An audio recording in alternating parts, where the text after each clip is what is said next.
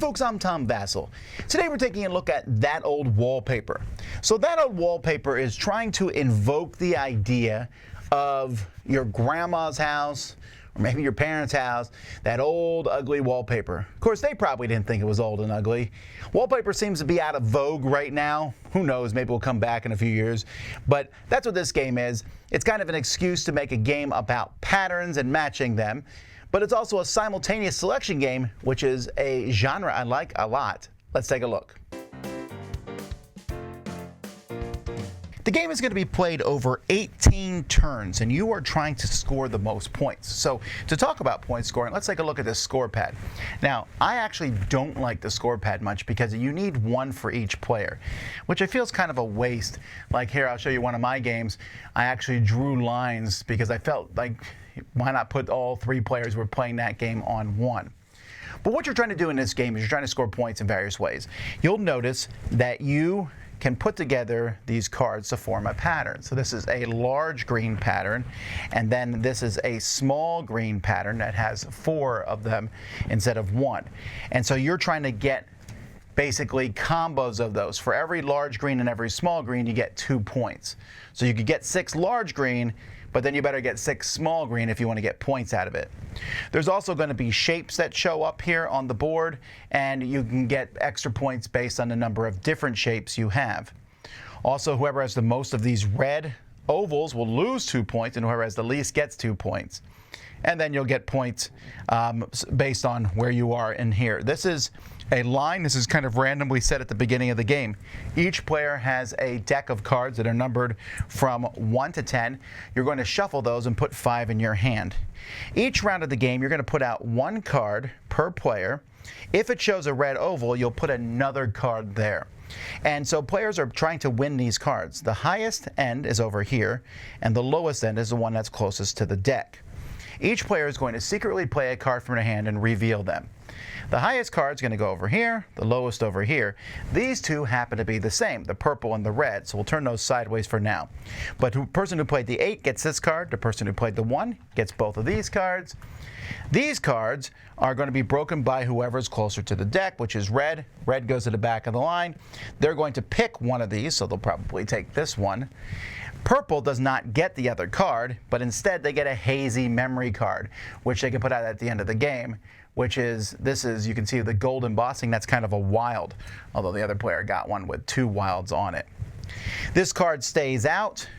The cards that everyone played are discarded. You'll put out 4 more. This gets added to this column. So a column could even have 3 cards if this one had had a red oval on it. And the process continues. Everyone will draw another card from their deck. After 6 turns, you'll shuffle your cards and build a new deck and start a new round. Now, as you're playing these cards in front of you, you're building a grid, and you're going to try to put the same things together, but you don't have to. So far, so good. I got blue, green, green, blue. And if, let's say, put a red here, well, I'm still doing pretty good. But maybe I put this red here, and I go, well, I'm just going to put this one here for now. You don't have to match. That's the rules. But that's it. At the end of the game, right before final scoring, you can quick stick any hazy memories on to finish things off. And that's how you play the game. There's not many of those different symbols in the game. You can see that both these gold symbols and these little shape symbols, I just saw one. Where did you go, little symbol? They have like an embossing on them so that they're easy to see and they kind of shine. There's one. There are not many of these symbols, so when these cards come out, they're pretty valuable. The cards themselves are of okay quality, and I'm not particularly keen on the design of these. I don't think they look particularly good, but maybe that's kind of leaning into the ugly wallpaper thing. There you go. So the theme, like I said, is barely there. Let's just forget that, but it's kind of a way. I like the name of the game, That Old Wallpaper. I love simultaneous selection. There's a couple things here I like. I like the idea of playing a card and you are playing the highest number or the lowest number, or if there's a tie, there's that thing in the middle, those tokens that switch. All that's well and good. Where I am concerned about this game and where it just doesn't hold as much water for me is that it doesn't feel like there's a lot of strategy to that. Because you only ever have 5 cards from the deck in your hand at any one point in time, it's hard to tell. Yes, you can see what card someone else has played. Okay, Joe's played a 10, and Denise has played her 10, so I'm pretty sure I can play a 10, but Bob hasn't played his 10 yet. If you're a card counter, that can matter. And you'd be like, I can play my 10 and get the highest one. But other than the 10 and the 1, you're just kind of guessing sometimes. You're like, I will play the 4. I hope I get the lowest one. And everyone else plays a 3, a 2, and a 1. And you're like, I'm getting the highest one. I wasn't expecting that.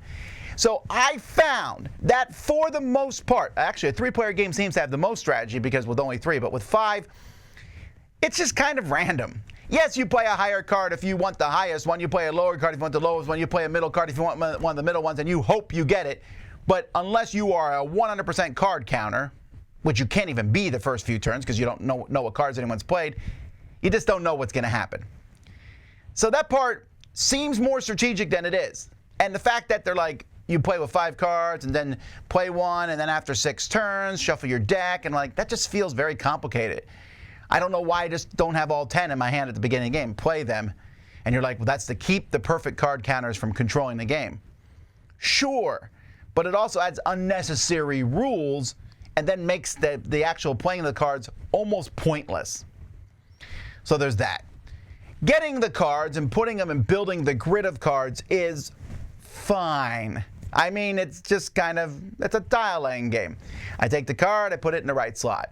I'm trying to connect them, but it's because the first part of the game is so kind of just random. The second part doesn't feel very strategic because you go, here's the card I got, I'll put it here. I'm telling you, you look at them, you're like, I really hope I get that card. There's 4 cards out there. It's the second card. What do I play? I guess I'll play a 4. That's not going to be the lowest, but it definitely won't be the highest. I play a 4. Everyone plays a 6, 7, 8, 9.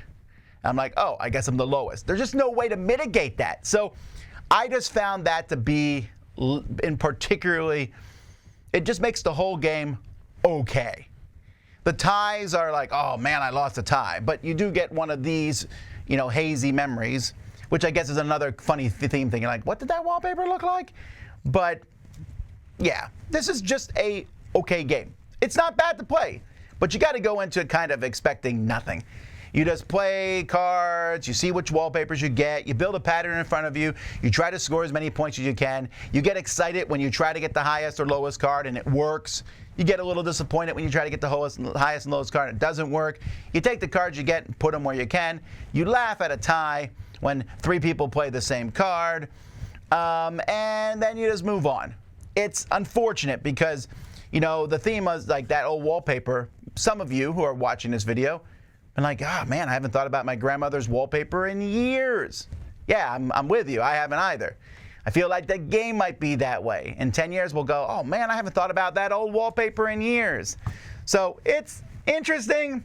I don't know who I recommend this to because, there's a lot of games out there with simultaneous selection. There's a lot of games out there with pattern building. This one doesn't feel particularly compelling. So there you go. I'm Tom Vasel. You've been watching the Dice Tower.